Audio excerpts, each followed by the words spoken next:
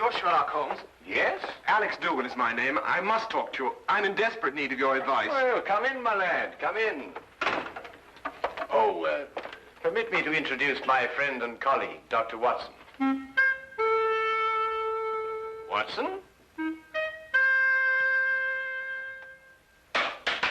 Watson?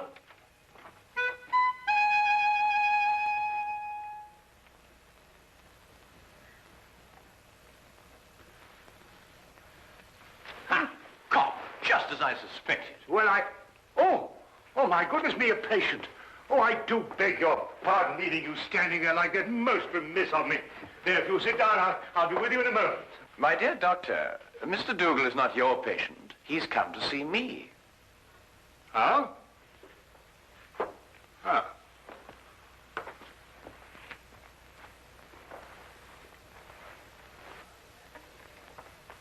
About a matter which I imagine has something to do with the injury you've sustained, eh? About a matter which might prove even more disastrous to a certain young lady if she's allowed to marry this man without somebody telling her. But on the other hand, how can I tell her when... You're jumping about rather a lot, Mr. Dougal. Mentally, of course. Yes, forgive me. I'd better begin by telling you that I'm known to most people by a name other than Alex Dougal. Yes? Aunt Lottie. Aunt Lottie? I write under that name in the Daily Observer. I'm a columnist. But Aunt Lottie? I know. It was the boss's idea. I'm really a sports writer.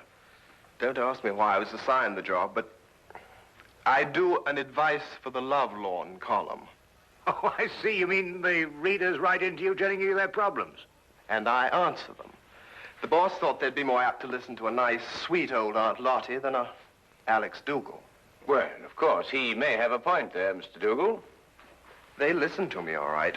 Act on every word I say. And that's what started all the trouble. You'll have to go back with me 2 weeks. I'd received a letter from a young lady who identified herself only with the initials S.D. She said that her father had just died and she had nobody to advise her but me. It seems that her fiancé was a man of violent temper and had on one occasion almost throttled another man for even looking at her. She wanted to know if it'd be wise to marry him. I answered her, and a day later in the editorial room, I came to know what I'd touched off.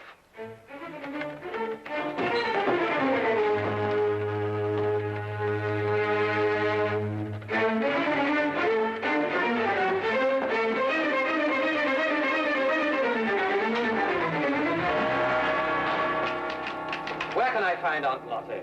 Hey! She'd better be around. Just point her out. Now, wait a minute. It just so happens that I'm Aunt Lottie, and I want to know how you got in here.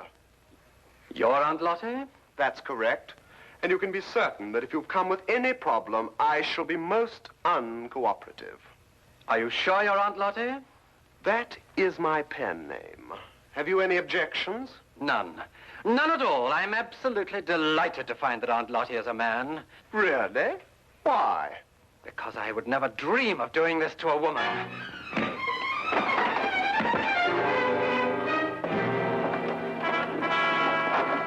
What's the meaning of this? You received a letter the other day from a young lady asking whether it was wise to marry her fiancé, a man of violent temper. That's right.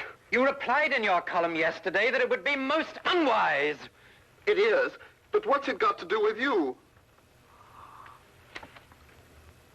I know. Don't tell me. You're the fiancé. Aunt Lottie, you have a lot of mending to do. Mending? In your column tomorrow, I want you to take back every word. It's impossible. My publishers would never allow it. Right, then you'll go and see her personally. Her name is Susan Deering. Her address is 116 Chatham Hills Road, Barhampton. When you get back, I shall expect to hear that she has refixed the wedding date. Now, wait a minute. You can't intimidate me. I gave her my honest advice, and I intend to stick to it. What did you say? I intend to...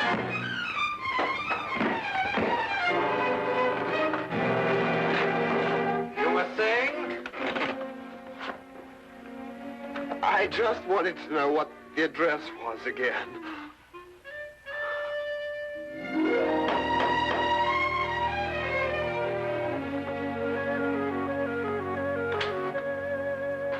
Miss Deering? I'm the housekeeper. Your name, please? Aunt Lottie. No, I have not been drinking. Come in.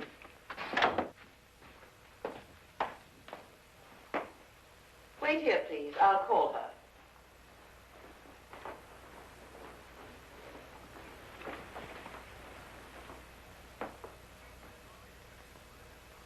I'd hardly expected when I left London that Miss Susan Deering would be living in surroundings such as this.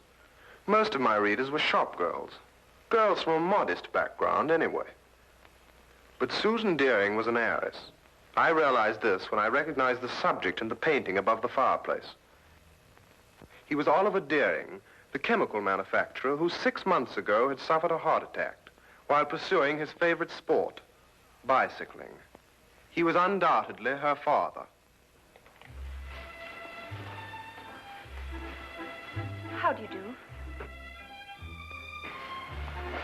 How do you do? Are you really Aunt Lottie? I'm afraid so. My editor felt it would inspire more confidence than a name like Alex Dougal, which is my own. But I don't agree with your editor at all. Oh, really? I never fail to read your columns. They're always so full of wisdom and understanding. Almost like Father used to talk before he died. Well, thank you. But if I didn't think so, I never would have written to you. Never have called off my wedding. Well, as a matter of fact, that's what I came to talk to you about, Miss Deering. Do you mind if we sit down? Oh, please, yes. Here, you're hurt and I've kept you standing. Just a little accident. Nothing at all. Yet. Would you like a pillow or something? Oh, no, thank you. What bothers me more than any little ache is the advice that I gave you in my column. The advice you gave me, but every word of it was so true. It cleared up everything. Well, I felt the same thing at the time also, but after meeting your fiancé, Mr. Murdoch... You met Jack? Oh, quite by accident. He struck you. I know he forced you to come here and see me. Oh, no, not at all. Then how were you hurt? I fell down the stairs. It was an accident. Forgive me. It's quite obvious that a man like you could never be forced to do anything against his will. Well, I should hope not. But at any rate, after meeting Mr. Murdoch, I felt it my responsibility to come here and retract my original advice. Forgive me, Miss Deering. That's what I've been telling her. No one is perfect naturally, but Mr. Murdoch is eligible in every other way. He has gold mines in Africa, if that's what Tilda means. And I could be sure he wasn't marrying me for my inheritance. But, Mr. Dougal, you've never seen him when he loses his temper. Miss Deering, have you ever heard of a Dr. Freud? No. A young Viennese. He's invented a new science called psychoanalysis. He says that a temper is a perfectly healthy, normal outlet for emotions. It's quite normal. Mr. Dougal, you know so much. That's my job. I'll write to Jack immediately and tell him it's all right again. Good. And if you have a picture of the two of you, I'll see that it's published in the society page under soon to be betrothed. Mr. Dougal, what's the matter? Something happened to my back when I fell. I wonder, would you mind putting one hand on my shoulder and one in the small of my back and pull? Thank you. Mr. Dougal, you must do something about your back. When you get home tonight, have your wife rub it with liniment. I'm afraid that's not entirely possible, but I'll have the man at the club do it anyway. You mean to say that you're not married? I'm afraid not. It seems that every time I meet a girl that interests me, she's not available. But then that's life. There's always tomorrow, and, well, who knows? I might be as lucky as you and Mr. Murdoch. Now, what about that picture? I'll get it for you.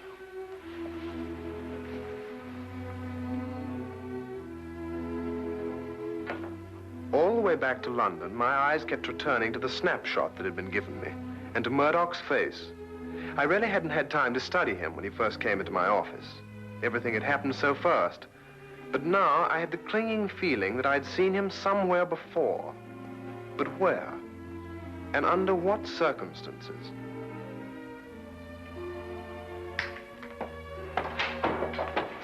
Hello, Dougal. I trust you were successful. Extremely. And I'm going back with even more confidence to make her change her mind next time. You're not Jack Murdoch, and you don't have any gold mines in Africa. You're Freddie Brill, the racetrack fixer. Now, whatever gave you that idea? I used to be a sports writer, for your information, and I remember you very well. You got flung in jail for nearly killing a jockey that double-crossed you. And if you don't think I can prove it, just come down to the library and I'll show you a back issue with your picture in it. That won't be necessary. I didn't think it would be. So it's her inheritance you're after, is it? That's it. And I don't think you'll be telling her. What are you going to do? First, I'm going to make you best man at my wedding. What? After today, I can't trust you out of my sight. As best man, you have reason for being at my side every minute. But this is insane. Secondly, I make you this promise. If Susan should learn of my true identity before we're married, I won't make inquiries as to who told her. I'll assume it was you. And if it's the last thing I do, I'll kill you.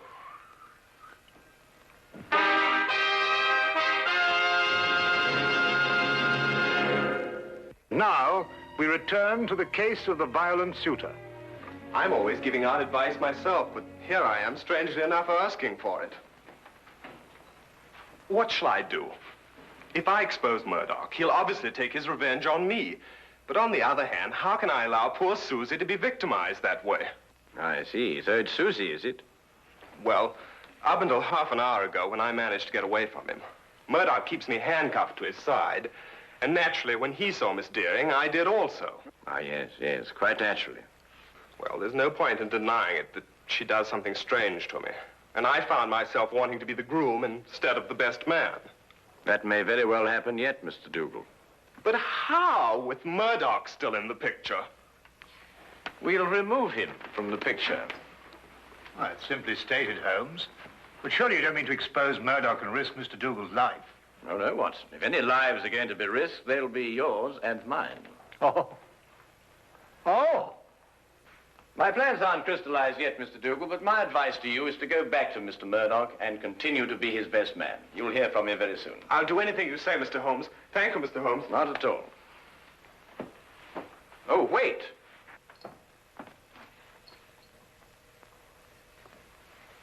It's all right. I just wanted to make certain that Murdoch wasn't waiting for you outside. Oh, thank you, Mr. Holmes. Good day. Good day. Good day.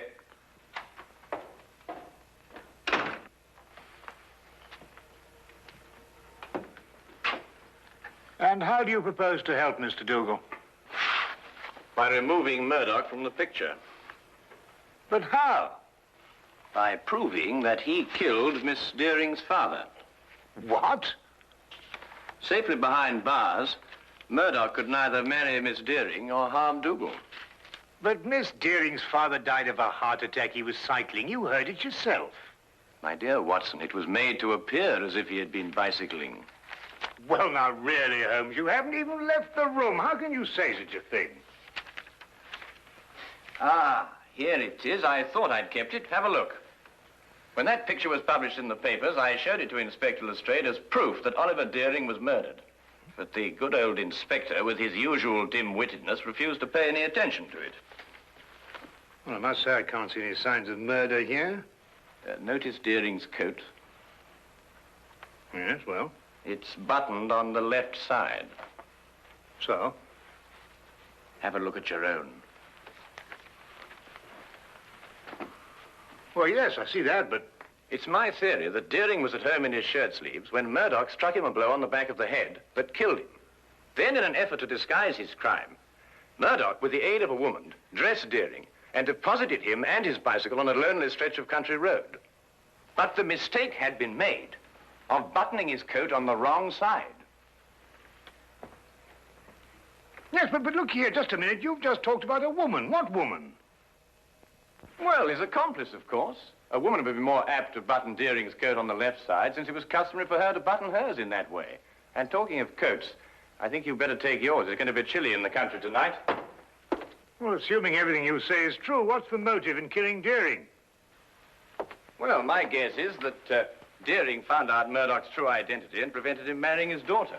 And Murdoch, seeing himself losing a fortune, lost his temper again. Come on, Watson. We'll pick up Lestrade on the way. Right. Take my coat.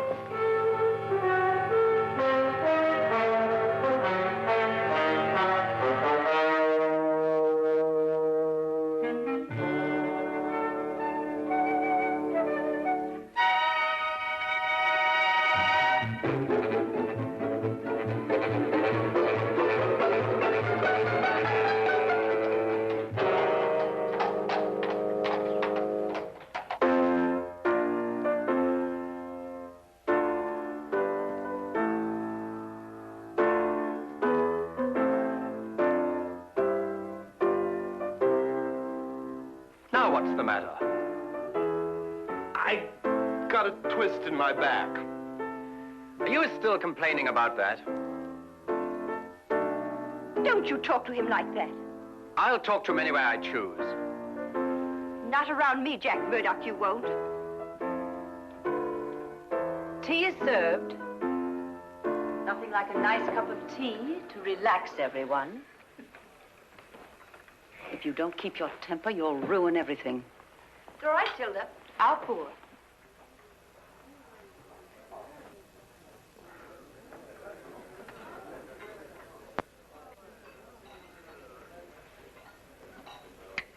Why didn't I think of it? Of course. Of course, what? The accomplice, it's Tilda. The housekeeper? Yes, it would have to be someone normally attached to the house to have been present at the murder. Tilda fits the part perfectly. She would also have to know Murdoch. And from the manner in which she's just been talking to him, that's obvious, too. Your theory sounds as wild now as it did when you first told it to me. Lestrade, give me your gun, will you? What for? Well, I'm just going to put my theory to the test. Wait a minute. Oh, don't worry, I shan't hurt anyone.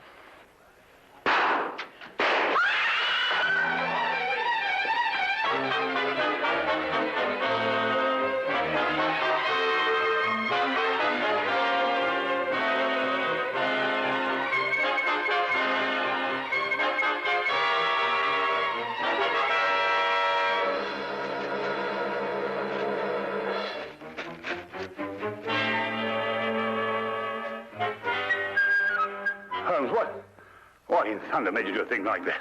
No time to explain now. They'll have the staff out and search the grounds.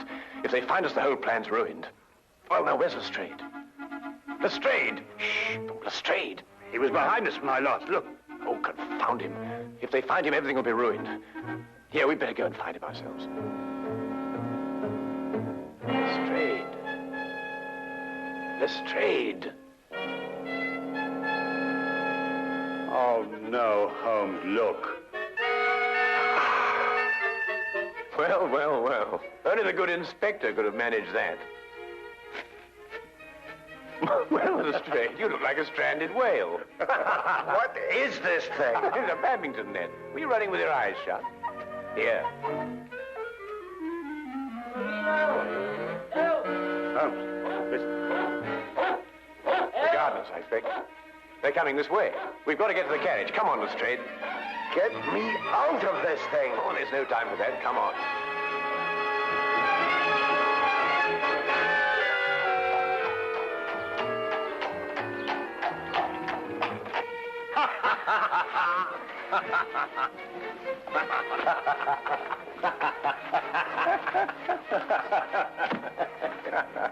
I see no item in the entire evening, Mr. Sherlock Holmes, that would prompt laughter.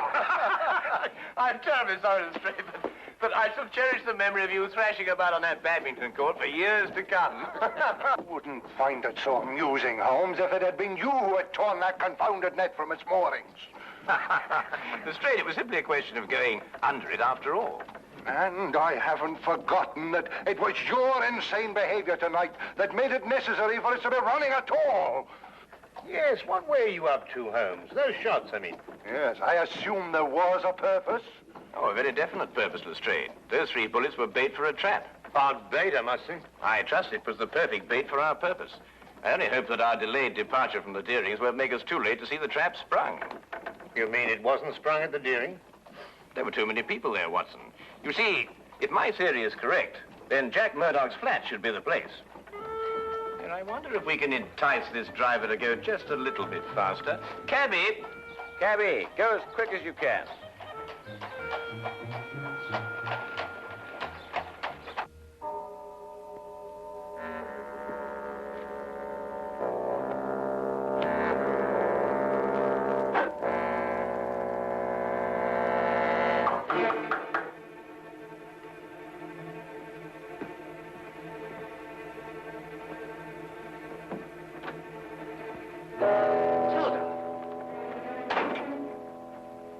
Dougal's upstairs. He may see you. I'm not staying long.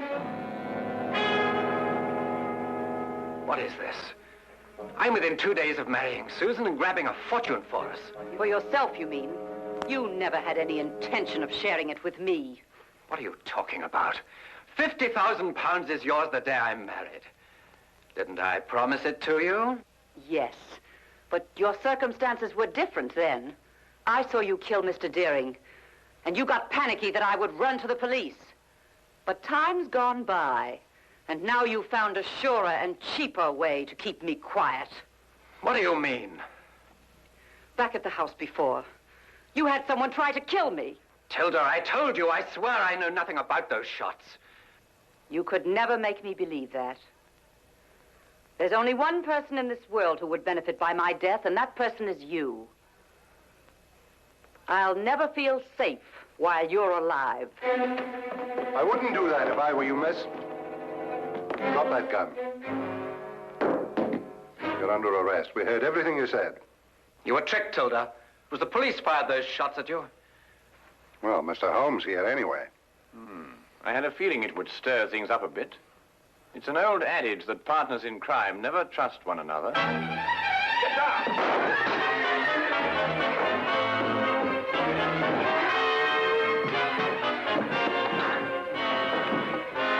Well, I'll be...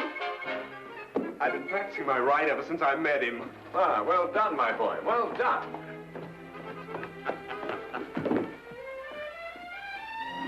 You'd better come along too, miss.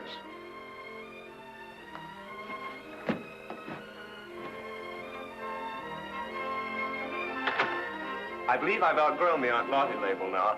I'm going to ask Susan to marry me. Good for you. First thing tomorrow morning. It's too late tonight. Oh, I don't think it's too late. You don't? No. Definitely not.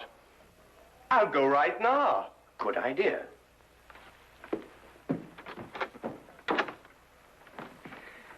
Well, Holmes, you've solved the mystery and brought two young lovers together. I think I'm going to call you Aunt Lottie. What? Oh, no, really, Watson. This time you've gone too far.